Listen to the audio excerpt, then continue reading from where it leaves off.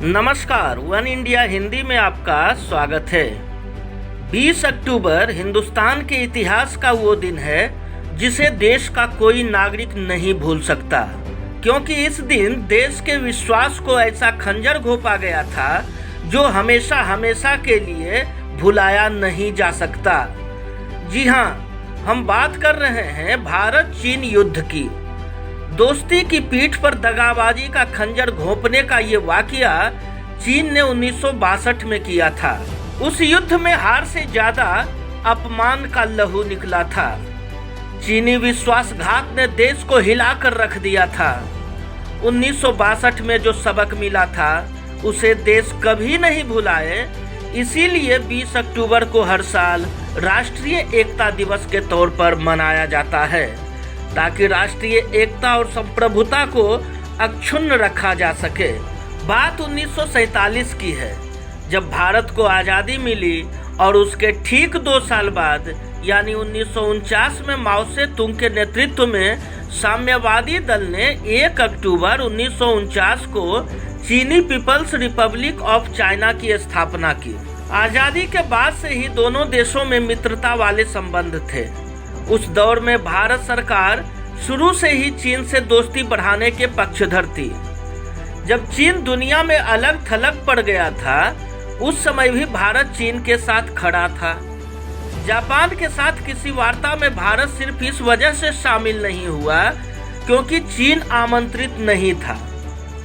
इतिहास के हवाले से कई दावे ऐसे भी हैं कि जवाहरलाल नेहरू की गलती की वजह से भारत ने संयुक्त राष्ट्र के सुरक्षा परिषद की स्थायी सदस्यता ठुकरा दी और अपनी जगह ये स्थान चीन को दे दिया।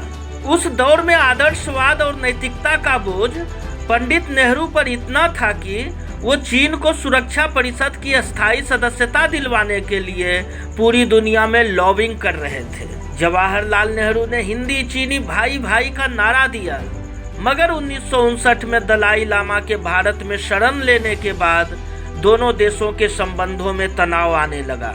यही भारत चीन युद्ध की बड़ी वजह बनी। बॉर्डर पर चीन की इस करतूत से हर कोई हैरान था। देश ने कभी सोचा भी नहीं था कि चीन भारत पर हमला भी कर सकता है। इस वजह से भारत की ओर से कोई तैयारी नहीं की गई थी। यही सोचकर युद्ध क्षेत्र में भारत ने सैनिकों की सिर्फ 2 टुकड़ियों को तैनात किया था, जबकि चीन की वहां 3 रेजिमेंट्स तैनात थी। चीनी सैनिकों ने भारत के टेलीफोन लाइन को भी काट दिए।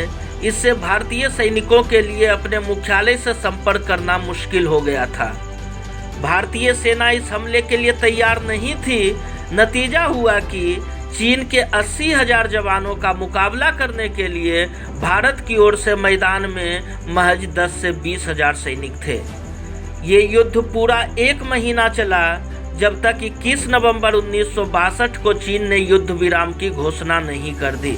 इस युद्ध में चीन ने लद्दाख के एक बड़े हिस्से पर कब्जा कर लिया, लेकिन उसका दिल अभी भी नहीं भरा है। वो अभी भी लद्दाख के बाकी हिस्से और अरुणाचल पर नजर गड़ाए बैठा है। उसी का परिणाम है LAC पर वर्तमान तनाव। लेकिन भारत 1962 से बड़ा सबक सीख चुका है, क्योंकि भारत अब 20 अक्टूबर को कभी नहीं भूल सकेगा। भारत अब 1962 का भारत नहीं रहा। आज भारत चीन से हर हिसाब को चुकता करने के लिए तैयार बैठा है। इस खबर में फिलहाल इतना ही। तमाम अपडेट्स के लिए बने रहिए वन इंडिया के साथ।